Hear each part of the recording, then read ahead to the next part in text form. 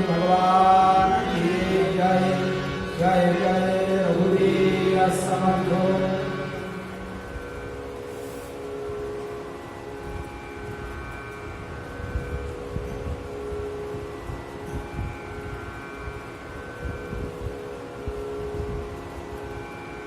जगातल्या सर्वश्रेष्ठ आणि सर्व गुण संपन्न अशा या मानवाची कथा म्हणजेच रामकथा आहे। वाल्मिकीचे राम जे आहेत ते ब्रह्म नसून, ते परब्रह्म नसून एक साधारण मानव आहेत।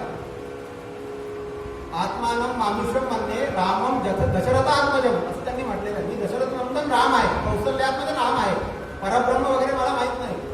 आणि अशा या परब्रह्माने जेव्हा अवतार साकार केलेला आहे, या अवताराची विशेषता ही आहे की लोकशिक्षणाचा अवतार झालेला आहे। आणखी जेवढे अवतार आहे, 10 अवतार जेवढे अवतार झाले त्या अवतारातनं आम्हाला फारसं घेण्यासारखं नाही आहे। कृष्ण चरित्रातनं सुद्धा अतिशय मनोरम आहे, ते आमचं मन लुभावणार आहे। मोठे मोठे योगी मुनी त्यात ह्याच्यामध्ये धुंद होऊन जातात, निश्चित म्हणजे काही चुकत नाही आहे। पण कृष्ण अवतारातनं आम्ही फारसं घेण्यासारखं नाही आहे। गीतेतली वाक्य जाऊ द्या, त्यांच्या आचरणातनं आम्ही काही घेऊ शकू असं आम्हाला फारसं वाटत नाही। रामावतार असा आहे की यातल्या प्रत्येक ह्याच्यातनं आम्हाला काही ना काही आम्हाला सूत्र सापडतात।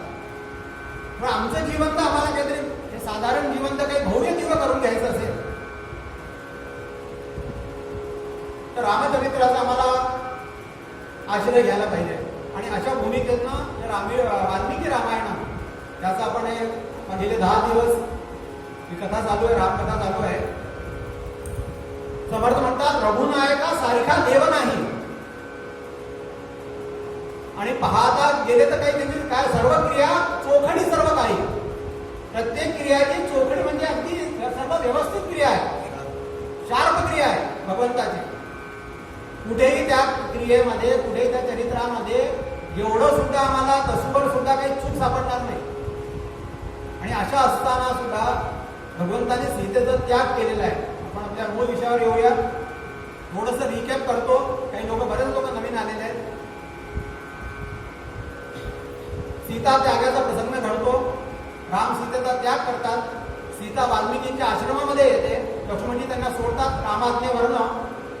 वाल्मिकींना ते सहन होत नाही, त्यांना अतिशय दुःख होतं की एवढी मोठी पतिव्रता सीता आणि तिचा या लोकांनी रामरायांनी त्यांना त्याग करावा असं मनात येतं। त्यांचं त्या मनाचं शंकेचं निर्धारण होतं। त्यांचे गुरु नारदजी येतात, ते सांगतात की रामाने सीतेचा त्याग केलेला नसून हा एका राजाने त्याग केलेला आहे। त्या रामाच्या मनामध्ये, त्यांच्या मनात जी थोडीफार शंका होती, वस्तुतः वाल्मिकी म्हणजे जे दस्यू होते पूर्वाश्रमीचे, ते रत्नाकर दस्यू म्हणून त्यांचा कथाभाग सुरू होतो, जीवन सुरू होतं। आणि वाल्मिकी ब्रह्म समान इथे जाऊन तो सांगतो, प्रत्यक्ष ब्रह्माचा अवतारासारखं त्यांची कार्य, म्हणजे त्यांचे भव्य दिव्य चरित्र आहे। त्यांच्या मनातल्या शंकांचं निर्धारण होतं। आणि मनी ध्यानी नसताना नारद त्यांना रामकथांच्या संक्षिप्त मध्ये सांगतात, सूत्र सांगतात. त्या क्रौंच पक्षाच्या वधामध्ये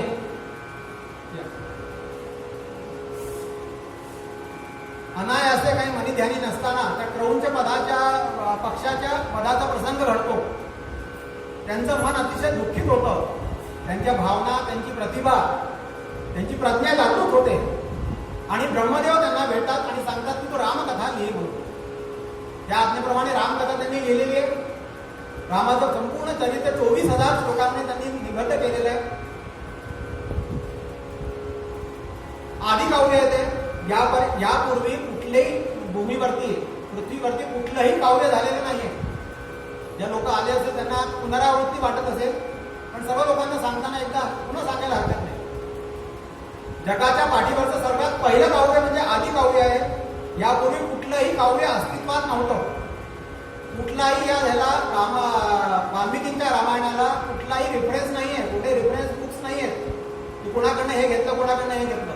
आणि गंमत अशी आहे की या रामायणाचा रेफरन्स प्रत्येक पुराणामध्ये आलेला आहे. 18ही पुराणांमध्ये व्यासांनी रामकथेचं वर्णन केलेलं आहे. महाभागवतामध्ये 5 ठिकाणी रामकथेचा उल्लेख येतो. प्रत्येक ऋषीमुनींनी, आमच्या भारतीय संस्कृतीतल्या प्रत्येक ऋषीमुनींनी रामकथेचा आश्रय घेतलेलाच आहे. असं कुठलंही काव्य नाही तिथे रामकाव्य किंवा रामायण आलेलं नाहीये. प्रत्यक्ष कालिदासाने सुद्धा अनेक हजारो उपाय याच्यावर उचललेले आहेत. जेव्हा की तो सरस्वतीचा अवतार आहे. कालिदासासारखं काय म्हणतात त्याला वर्णन जे करावं कोणीच करू नये, एवढी त्याची अतिशय प्रतिभासंपन्न असा तो कवी आहे.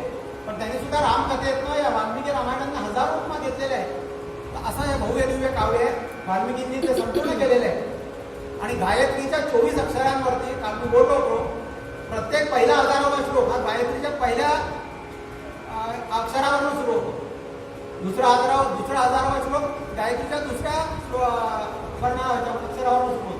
असं हे भव्य दिव्य काव्य आहे. आणि हे काव्य वाल्मिकींनी प्रभू कृपेने पूर्ण केलेलं आहे. पूर्ण करत असताना वाल्मिकींच्या आश्रमामध्ये सीता आली होती, तेव्हा ती गरोदर होती. ती प्रसूत झालेली आहे. दोन्ही बालकं झालेली आहे गोंडसपणाने. वाल्मिकी रामायण लिहित आहेत आणि त्यांचं संगोपनही करत आहेत. त्यांना माहिती आहे की रामचंद्रांची लेकरं आहे ती.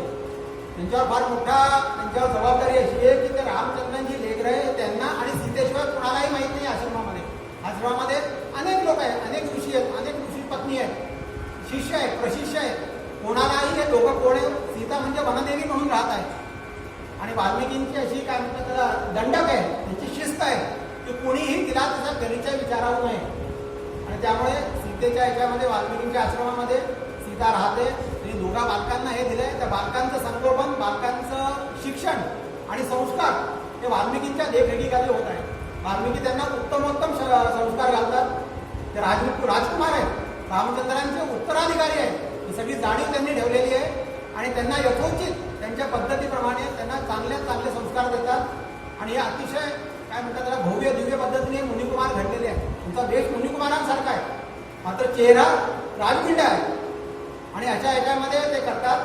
वाल्मिकींच्या मनामध्ये प्रश्न येतो की याचा प्रचार कसा व्हायचा रामायणाचा. आणि कुशलवांनी करावा असं त्यांची मनात इच्छा येते. कुशलव तयार होतात. त्याला कुश मोठे आहेत, लहान आहेत.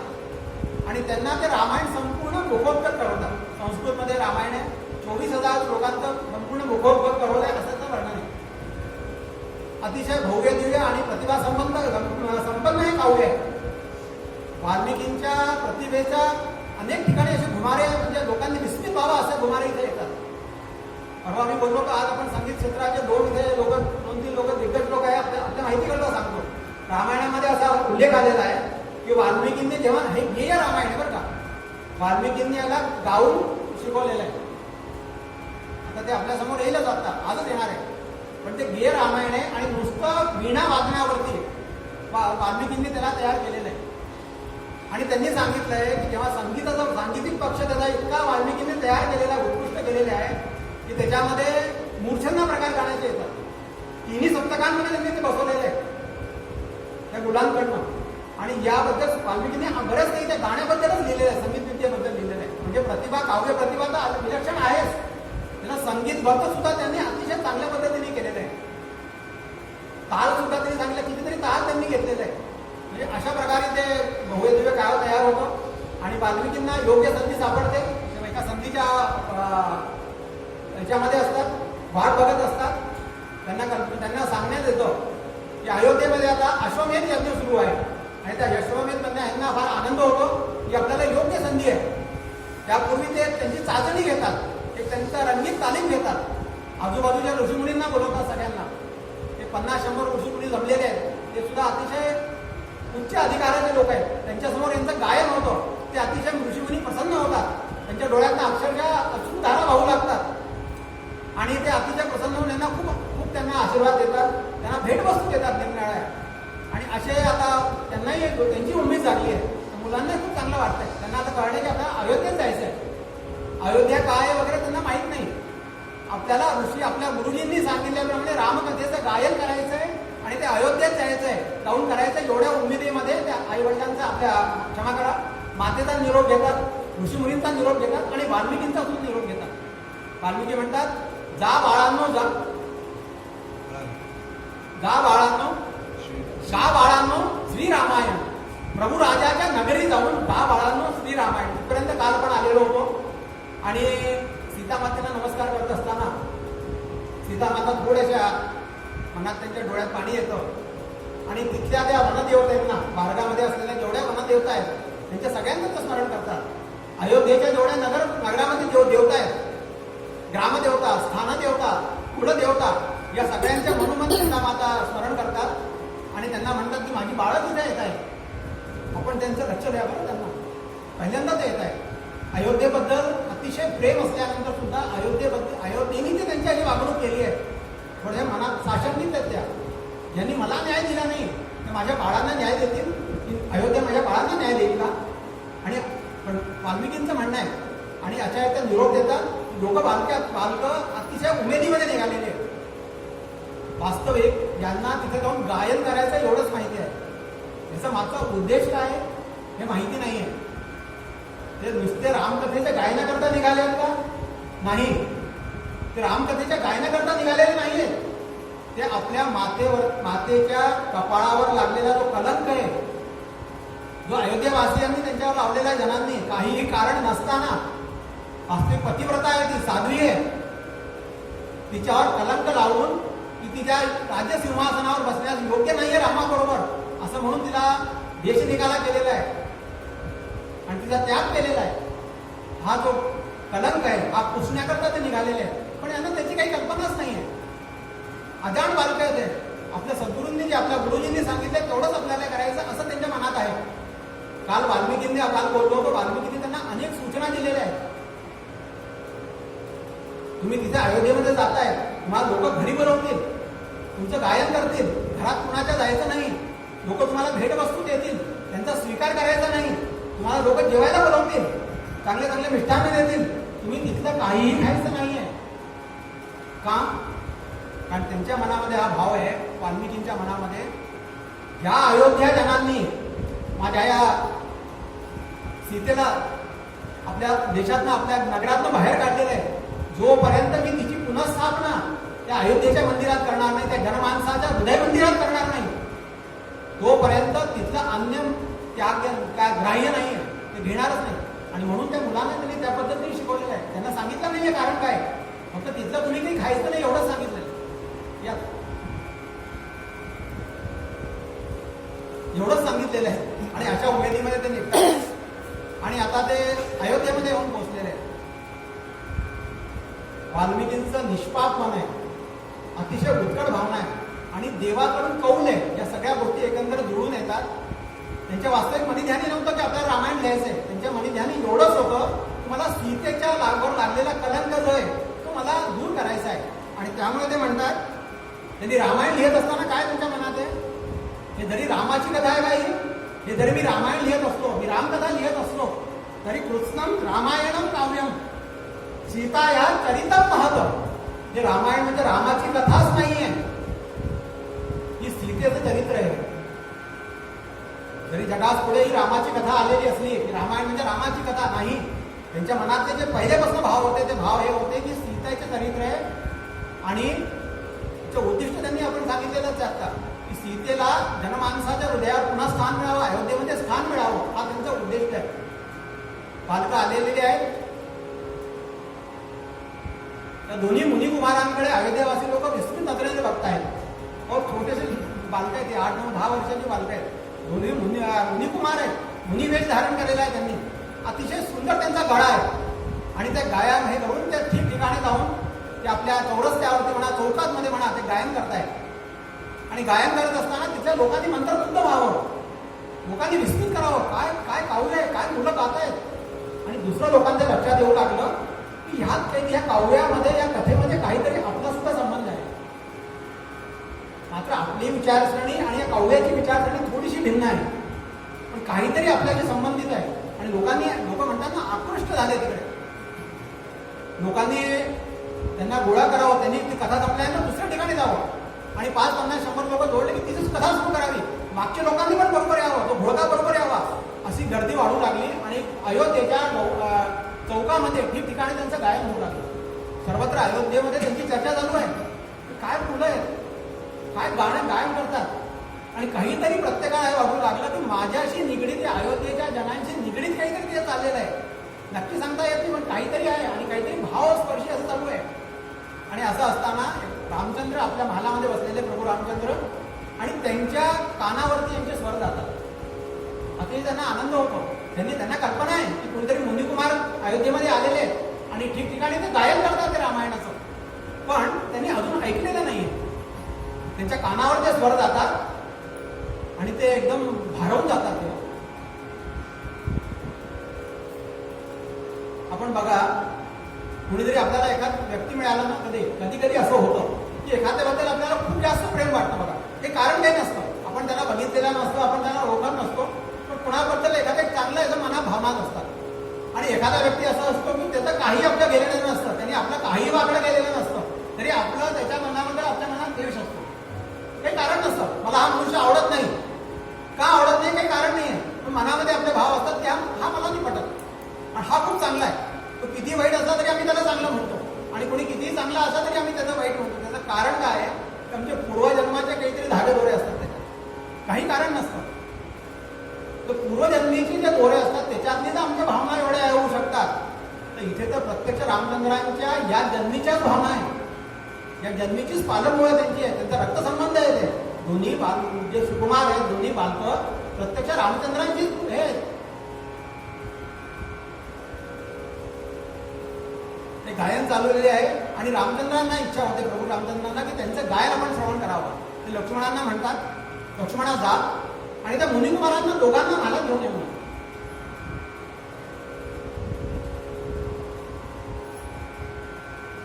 लक्ष्मण जातात तिथे, लक्ष्मणजी जातात तिथे आणि त्यांना दोघांना वंदन करतात. त्यांचं गायन चालू आहे. ते गायन थांबल्यानंतर वंदन करतात आणि म्हणतात की आमची अशी इच्छा आहे, आमच्या दादांची अशी इच्छा आहे की आपण महालात येऊन, आमच्या महालामध्ये, राजप्रसादामध्ये येऊन गायन करावं. ते म्हणतात आमच्या गुरूंची आम्हाला अशी आज्ञा आहे की आम्ही येऊ शकत नाही. का? आमच्या गुरूंची आज्ञा आहे की आम्ही कुणाच्याही घरी जाऊन हे करत नसतो म्हणून. अरे पण माझा तो दादा आहे ना, लक्ष्मण महाराज म्हणतात, माझा तो दादा आहे, माझा वडील बंधू आहे, तो सम्राट आहे त्याचा. हे बघा, ते कोणीही असतील, आम्हाला आमचे गुरुजी सगळ्यात मोठे वाटतात बरं का. मुलांचं उत्तर आहे. लक्ष्मणजींच्या लक्षात येतं की हे काहीतरी वेगळं प्रकरण आहे, इतकं साधं प्रकरण नाही आहे. भरतजी पण बरोबर आहे. दोघंही जाऊन हा निरोप प्रभू रामचंद्रांना देतात. रामचंद्र म्हणतात असू द्या, असू द्या, त्यांचे कुणाचे नियम आपण मोडू नये. कुणी नियम केलेले असते ना, ते नियम आपल्याला मोडायचा अधिकार नाही आहे, काही हरकत नाही. त्यांचे नियम असे असतील. समर्थ म्हणतात बहुत नियम करू नये, पण नियमावाचून राहू नये. काहीतरी नियम हा जीवनामध्ये पाहिजेच. तिकडे जात नाही आता, कारण पुन्हा विस्तार होईल. प्रभूंनी म्हणाले की एक काम करा, तुम्ही हरकत नाही, ते आपल्याकडे यायला तयार नाही, महालात त्यांना यायचं नाही, हरकत नाही. तुम्ही असं करा, त्यांना काहीतरी, त्यांनी आपल्या इथे गायन केलेलं आहे ठिकठिकाणी अयोध्येमध्ये, त्यांना काहीतरी दक्षिणा दिली पाहिजे.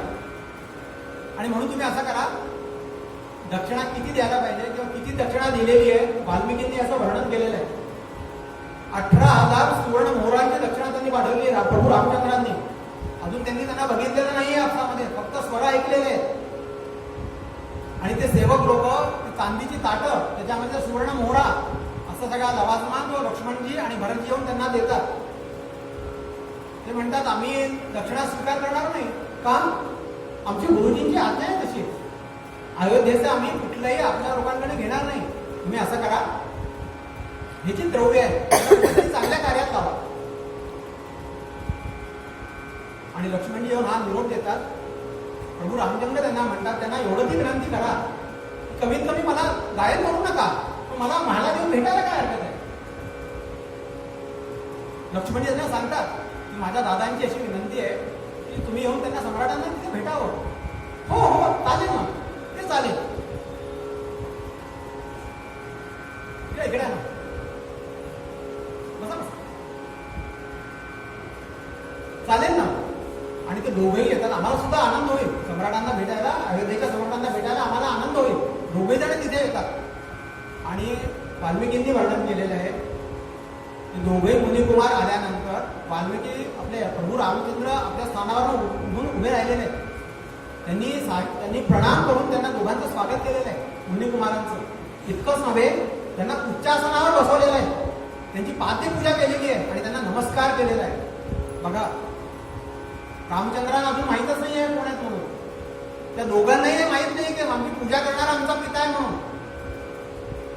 आणि असं असताना ते म्हणतात, आमची एक विनंती आपण मान्य करा. प्रभू रामचंद्र ह्यांना म्हणतात, बरं लवकुशांना म्हणतात, आमची विनंती आपण एक मान्य करावी. मुनिकुमार काय केलं पाहिजे सांगा आपण. आमची अशी इच्छा आहे की आमच्या इथे अश्वमेध यज्ञ चालू आहे आणि त्या यज्ञामध्ये आपण महालात करत नाही, हरकत नाही, कोणाच्या घरी करत नाही, आमचं काही म्हणणं नाही, पण यज्ञ मंडपामध्ये करायला कथा करायला काय हरकत आहे. हो हो, अरे वा, छान आहे. अयोध्येमध्ये जर यज्ञ होणार असेल तर यज्ञ करायला, यज्ञामध्ये आम्हाला तसं करायला काही प्रश्नच नाही आहे. यज्ञो भाई विष्णू असं म्हटलेलं आहे. यज्ञ हे विष्णूंचं मंदिर आहे असं म्हटलेलं आहे. त्यामुळे तिथे पवित्र जागा आहे. आम्ही अवश्य तिथे हे करू, आपल्या कथा करू. त्या रामचंद्र म्हणतात आपण कथा करावी आणि आपली निवासाची व्यवस्था पण आम्ही महालात करतो आणि भोजनाची व्यवस्था पण होईल. नाही, ते शक्य नाही. आम्ही तिथे कथा करू, कथेचं गायन करू, पण आमच्या गुरुजींची आज्ञा आहे की आम्हाला अयोध्येचं अन्न ग्राह्य नाही आहे. प्रभू रामचंद्रांना म्हणतात येते, प्रभू काही म्हणत नाही, खिन्न म्हणाने नाही, फक्त नमस्कार करतात आणि त्यांना निरोप देतात. मुनिकुमार अतिशय आनंदामध्ये येतात. उद्याला आपल्याला यज्ञशाळेमध्ये सम्राटांपुढे आपल्याला गायन करायचं आहे रामकथेचं. रात्रभर त्यांना झोप लागत नाही. लहान लहान ते होते अतिशय उत्साहामध्ये. दुसऱ्या दिवशी सकाळी ते यज्ञमंडपामध्ये आलेले. त्यावेळी यज्ञाची अजून सुरुवात झालेली नाहीये, कथेला अजून अवकाश आहे. आणि तिथे अतिशय असामान्य असा यज्ञ आहे हा. अश्वमेध म्हणजे काही साधारण यज्ञ नाहीये, कोणीही करावा असं नाहीये. फक्त चक्रवर्ती सम्राटांनीच तो करावा असा एक विधी निषेध आहे. आणि त्याप्रमाणे त्याची तयारी चालू आहे. आणि मोठमोठ्या यज्ञशाळा आहेत तिथे. अग्निमंडपांचा कितीतरी रास लागलेली आहे. असं भव्य दिव्य मंडपामध्ये ते फिरत असताना मुनिकुमार फिरतायत आणि फिरत असताना लवाचा लव जो आहे भक्ता त्याचं लक्ष जातं. तो म्हणतो, दादा हे बघा, हे यज्ञशाळेच्या जवळ, यज्ञमंडपाजवळ, यज्ञवेदीजवळ ही यजमानांची बसायची जागा असते ना, तिथे बघा दादा एक सुवर्ण प्रतिमा ठेवलेली आहे. आणि बघ दादा बघ, त्या सुवर्ण प्रतिमेचा चेहरा जो आहे ना, आपल्या आईसारखा आहे म्हणून. पुरुष त्यांना थोडा लटवतो. हे बघ लावा, आपण बाहेर आलेलो आहोत आणि दुसऱ्या ठिकाणी जाऊन फालतू पंचायती करू नकोस, शांत बस. मोठेपणाचं त्याने आव आणलेला आहे, पण त्याचं पण लक्ष जेव्हा जातं तोही विस्मित होतोय. सगळ्या दूर फिरत असताना यांची नजर सगळ्या दूर आहे, पण सारखी नजर त्या मूर्तीच्या चेहऱ्यावर जाते, सुवर्ण प्रतिमेच्या चेहऱ्यावर जाते. त्यांना माहीतच नाहीये की सुवर्ण प्रतिमा ही आपल्या आईसारखी नसून आईचीच आहे. आणि असं असताना यज्ञमंडपामध्ये येतात. प्रभू रामचंद्रांच्या समोर आता यांचं गायन व्हायचंय.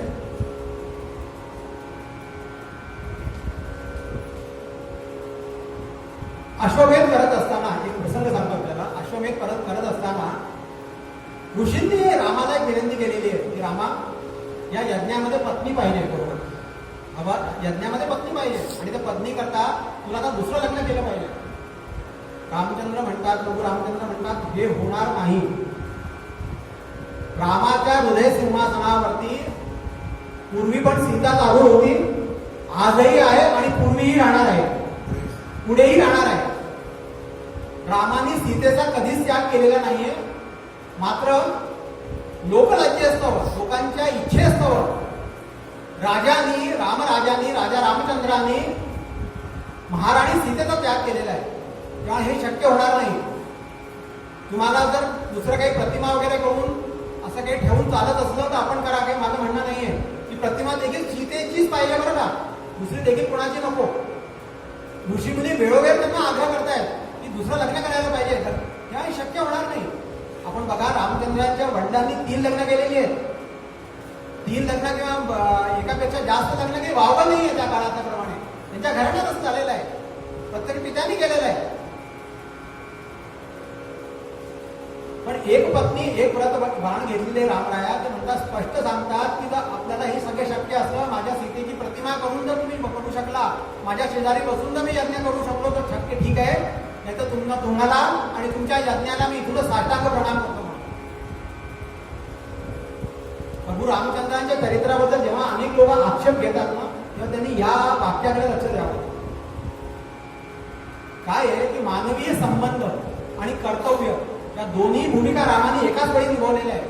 आम्ही रामचरित्राचं श्रवण का करायचंय, तर अनेक ठिकाणी अशा कंकटाकीर्ण मार्ग म्हणतात त्याला. इकडे करू मी इकडे करू, इकडे काटे इकडे कांडो, इकडे दरी इकडे हे कसं जायचं. रामचरित्राचं आम्ही हे केलं, अध्ययन केलं, आम्ही वाचलं, आम्हाला कळतं की कसं जायचं, कर्तव्याची भूमिका काय आहे. एक छोटासा प्रसंग सांगतो. आता ह्याच्यात नाही पण मला आठवलं म्हणून सांगतो. वनवासात गेलेला असताना भरत तिथे येतात आणि वडिलांचं काय म्हणतात त्याला निधन झालं त्यांना कळतं, प्रभू रामचंद्रांना कळतं आणि त्यावेळेला ते श्राद्ध करतात त्यांचं. आणि श्राद्ध करत असताना अशी पद्धत आहे आपल्या इथे की दडबं विझवले जातात आणि दडबावरतीच तो पिंड ठेवायचा असतो. रामचंद्र पिंड करतात आणि मनामध्ये मंत्र जे आहेत ते तिथं स्मरण करतात, आपल्या वडिलांचं स्मरण करतात. वसुरूपम वसुस्वरूपम वगैरे अमुक अमुक गोत्रम वगैरे सगळं करतात आणि ते पिंड ठेवायला जातात. तोपर्यंत काय होतं, प्रभू असा उल्लेख आहे राजा दशरथ प्रत्यक्ष पिता त्यांचे ते तिथे काय म्हणतात त्याला तिथे येतात, प्रकट होतात आणि प्रकट झाल्यावर ते दोन्ही हात पुढे करतात. वावा रामा, फार छान करतोयस तू, दे खाली कशाला, मी स्वतः झालेलो आहे, मला पिंड देतो. बघा बरं का, वडिलांची पिंड आहे, वडिलांचं श्राद्ध झालेलं आहे आणि ते पिंड खाली ठेवत असताना दरबावर ठेवावे असं शास्त्र सांगतं. पण प्रत्यक्ष पिता आलेला आहे. आता शास्त्राची काय गरज आहे असा प्रश्न येईल तुमच्या आमच्या मनामध्ये असेल की आता शास्त्राची काय गरज आहे. तिथे प्रत्यक्ष पिताच पिंड घ्यायला आलेला आहे, हातामध्ये मागतोय. रामचंद्र 2 मिनिटं डोळे बंद करतात, विचार करतात आणि शास्त्र आठवतात आणि पिंड आहे ते दरबावर ठेवतात आणि त्याला हे करतात, तिरंजली. शाबास शाबास शाबास, जसे ते एकदम म्हणजे असे उद्गार आहेत. रामा, मी तुला हेच बघत होतो की तू भावनेच्या भागात, तू भावनेच्या जगात जगतो आहे की शास्त्राला मान्य करतोय. शाबास, तुझं कल्याण होईल, तू काळजी करू नको. रामचंद्रांचं चरित्र अशा पद्धतीचं आहे आणि असे हे रामचंद्रांच्या यज्ञामध्ये आलेले आहेत. यज्ञाला थोडासा आता यज्ञाची सांगता झालेली आहे, त्या दिवसाच्या यज्ञाची सांगता झालेली आहे आणि आता कथेची काय म्हणतात कथे करता सगळ्या व्यवस्था झालेल्या आहेत. प्रभू रामचंद्र आपल्या आसनावर बसलेले आहेत, लक्ष्मणजी बसलेले आहेत, भरत बसलेले आहेत, शत्रुघ्न बसलेले आहेत, सर्व ऋषीमुनी बसलेले आहेत मोठमोठाले. त्यानंतर अयोध्येचे जे राजमहालातले जे अधिकारी लोक आहेत, महालातले जे ते सगळे बसलेले आहेत, राज दरबारी लोक बसलेले आहेत. अयोध्येच्या नगरातले जे मोठे मोठे लोक आहेत, मान्य लोक आहेत, ते सगळे लोक बसलेले आहेत आणि त्यांच्या समोर रामचंद्र, प्रभू रामचंद्र या मुनी कुमारांना विनंती करतात की त्यांनी आता कथेचं श्रवण करावं. आज अनायासे लोक असं आहे, काल मी सांगितलं होतं की काही लोक इथे जुळून आलेले आहेत. कसे, प्रभू रामचंद्र इथे बसलेले आहेत, लक्ष्मणजी पण बसलेले आहेत. आपल्याला एक सांगतो, इथे एक पंचायतन आहे, ते समर्थांच्या स्वपूजेत आहेत बरं का, स्वपूजेतलं आहे ते, समर्थांच्या हस्ते पूजा केलेली आहे. ते राघव स्वामींना म्हणजे दत्तात्रय स्वामींच्या चिरंजीवांना त्यांनी लिहिलेलं आहे. ते पंचायतन आहे. रामराय बसलेले आहेत, त्यांच्या मांडीवर सीतामाता आहे, खाली हनुमंतजी बसलेले आहेत, लक्ष्मणजी हे करतायत आणि मागे भरत शत्रुघ्नजी आहे. म्हणजे ते सगळे आज इथे आहेत, जे त्या दिवशी होते ते आज इथे आहेत. इथेही प्रभूंचे जण आपण लोक बसलेले आहात. मारुती राया तिथे होते. मारुती राय इथे आपल्याला सांगायला एक कौतुकाचं भाग म्हणा किंवा एक अतिशयोक्ती वाटेल आपल्याला. इथे 11 मारुती आहेत घड आपल्याला मठामध्ये. मारुती रायांच्या याच्यामध्ये 11 मारुतीचा 11वा रुद्र येतो. 11 मारुतींची इथे आहेत, ते सगळे आज इथे आहेत, त्या दिवशी पण होते. आणि अजून एक गोष्ट सांगतात, एकादशी आहे. अनायास या कथाप्रसंगात इथे आलेला आहे, सोडून आणलेला नाहीये, काही मनी ध्यानी नव्हतं, अनायासे आलेला आहे. आणखीन एक सांगतो, जे रामचरित्राचं गायन आज तुमच्या समोर जे विजयजी आणि तृप्तीजी तृप्ती काही भेरे दोघ जण करणार आहेत. वाल्मिकी रामायणाचं रूपांतरण गदिमांनी केलेलं आहे, गदी माडगुळकरांनी केलेलं आहे. आपल्या सर्वांना माहिती आहे, ते आधुनिक वाल्मिकी या नावाने महाराष्ट्रात प्रसिद्ध आहे. आणि हुबेहूब ज्याला म्हणतात ना, थोडीच तोड त्यांनी हे केलेलं आहे. म्हणजे मराठीमध्ये ते नसतं ना, तर ती कथा कदाचित आम्हाला कळली नसती. समर्थांनी देखील दासबोधाला मराठीतच लिहिलेलं आहे, प्राकृतामध्ये लिहिलेलं आहे, ते सगळ्यांना कळावं म्हणून लिहिलेलं आहे. एक अजून काय म्हणतात त्याला, योगायोग असं म्हणायला हरकत नाही, किंवा सूत्र जुळतात ती कशी, थोडं विचार केल्यानंतर लक्षात आलं. समर्थांचे शिष्य म्हणजे आपल्याला माहित असतील, भगवान श्रीधर स्वामी. अलीकडे त्यांनी 70-72 साली ठेवला. आणि भगवान ही पदवी समर्थांनी त्यांना दिलेली आहे. अतिशय उच्च पदावर गेले बरं का. आणि दास्य भक्तीतनं गेलेले आहे. एक साधारण श्रीधर या नावाने तिथे वावरले. अतिशय आटोकाट त्यांनी मेहनत केलेली आहे. किती मेहनत केली आहे 2 मिनिटं सांगतो. त्या काळामध्ये काही व्यवस्था नव्हती. दिवसभराचे कामं करून ते जिथे झेंडा आहे ना, म्हणजे आपण खाली त्या पार्किंगवरनं बघितलं, समोर एक ध्वज लागलेला आहे, तर ध्वजाला तिथे ते उभे राहायचे आणि बघायचे की माझ्या समर्थांच्या दर्शनाकरता कोणी भक्त येतोय का म्हणून. आणि तो भक्त जर आला ना, तर वरतून धडधड धडधड धडधड धडधड खाली यायचे. त्यावेळेला जिना वगैरे पायऱ्या इतक्या चांगल्या नव्हत्या. आणि त्याचं सामान घ्यायचं, आणि तू माझ्या समर्थांच्या दर्शनाकरता आलेला आहे, त्याला नमस्कार करायचे आणि त्याचं ओझं स्वतः व्हायचे आणि ते वर घेऊन जायचे. त्यांना आनंद व्हायचा की माझ्या समर्थांना भेटण्याकरता तू आलेला आहे. म्हणजे अशा प्रकारची अतिशय कष्ट, त्याला म्हणतात ना, कष्टप्रद त्यांनी दास्यभक्ती केली आहे. आणि भगवान या पदवीला ते पोहोचले. अनेक त्यांचे शिष्य प्रशिष्य आज अजून आहेत. त्यांनी गदी माडगुळकरांचं असं म्हणतात, गदिमांचं असं म्हणतात की ते सिनेमाचे नाटकांचे पद वगैरे लिहायचे. अनेक त्यांनी हे केलेलं आहे. पण त्यांना देवाधर्मावर विशेष विश्वास नव्हता. आणि एका मित्राच्या सांगण्यावरनं योगायोगाने ते गडावर आले. त्या दिवशी तिथे श्रीधरस्वामी होते. आणि त्या मित्रांनी तर परांजपैकी काहीतरी आडनाव, मला तर थोडं कथा लक्षात नाही, मतिदार्थ फक्त सांगतोय. त्यांनी दर्शन घेतलं श्रीधरस्वामींचं. आणि हे आपल्या दुसऱ्या ठिकाणी होते. तेव्हा तुमच्याबरोबर एक गृहस्थ आले ना, त्यांना घेऊन यायचं. श्रीधरस्वामी म्हणाले, हे गेले. आता गेल्यानंतर नमस्कार कोणतरी भव्य दिव्य लोक करता म्हणून आपल्याला करायला पाहिजे. त्यांनी नमस्कार केला. आणि तेव्हा ते म्हणाले की तुम्ही सगळ्या चित्रपटांची गाणी लिहिता, नाटकांची गाणी लिहिता, सगळं चांगलं आहे, मराठी चांगलं आहे, पण भगवंताचं नाव काय म्हणतात कथेचं गायन करा. त्यांच्या मनी ध्यानी नव्हतं, काहीही नव्हतं. आणि त्यांनी त्यांच्या ह्याच्यात त्यांनी चरित्रात लिहिलेलं आहे की त्यांच्या कृपेमुळे हे घडलं. जसं वाल्मिकींना ब्रह्मदेवाची कृपा झाली, वाल्मिकींचं रामायण आलं, तसं हे घडलं. आणि सांगतो आपल्याला, ते श्रीधर स्वामी म्हणजे त्यांनी तर गदिमांनी लिहिलं. आणि श्रीधर स्वामी जेव्हा ग्वाल्हेरला आले, आपल्या इथे 2दा ते आले होते पादुकाचा दौरा घेऊन, 60-70 वर्षापूर्वीची घटना आहे. आणि तेव्हा ते जेव्हा इथे प्रवचनाला उभे राहिले, तेव्हा असं म्हणतात, आम्हाला त्यांच्या शिष्यांनी सांगितलं असं की तेव्हा ते उभे राहिले, तर त्यांना बसायचं आसन केलेलं होतं, हे केलं होतं, व्यासपीठ केलेलं होतं. त्यांनी व्यासपीठाला नमस्कार केला आणि ते म्हणाले, मी ह्या रामासमोर मी इथे उभे राहून बसू शकतच नाही म्हणून. ऐका, आपण शब्द ऐका, त्याचे भाव ऐका. ते म्हणाले, ह्या रामासमोर मी बसू शकतच नाही, बसून प्रवचन करू शकत नाही, मी मग उभे राहूनच करेन. ते थोडे वृद्धावस्थेत होते, त्यांची शरीर काष्टी अतिशय अशी एकृष होती, त्यांना उभे राहता येईना. मग त्यांच्याकरता एक कुबडी तयार केली. त्या कुबडीवर ते असे आपलं वजन द्यायचं आणि त्यांनी प्रवचन करावं. ही कुबडी पुण्याला आहे. त्यांचे जे शिष्य होते दादा गोडसे यांनी ही घटना आम्हाला सांगितली. आणि ती म्हणाले, ग्वाल्हेरची कुबडी मी सांभाळून ठेवलेली. म्हणजे असं त्या रामकथेचं, गदी माडगुळकरांचं, श्रीधर स्वामींचं आणि या स्थानाचं असं महत्व आहे. काहीतरी मानलं तर सगळं काही आहे, नाही मानलं तर काही नाही आहे. तर असा हे आज योगायोग करून आलेला आहे. प्रभू रामचंद्रांसमोर तर दोन्हीही बालकं तर गायन करीत आहे. आज मी आमचे ग्वाल्हेरचे सद्भक्त दत्ता काकांचे शिष्य आहेत ते, आणि अतिशय भावपूर्ण रीतीने दोघंही जण, पती पत्नी दोघंही रामकथेचं गायन करत असतात. त्यांना मी विनंती करतो की त्यांनी येऊन, अजून आपल्याकडे आपला 7:30 पर्यंत कार्यक्रम आहे. काही वेळ मी थोडा जास्त घेतला, 30-35 मिनिटं मी घेतली. आता 35 मिनिटं आपल्याला मोकळे आहेत. आपण एक 4-5 पदांचं ते गायन करावं आणि आजचा हा दिवस प्रभू रामचंद्रांच्या दरबारात आपण आहात. रामचंद्र आहे समोर. आपल्याला कुठलेही औपचारिकता न करता आपल्याला विनंती करतो आपण या स्थानावर यावं. जय जय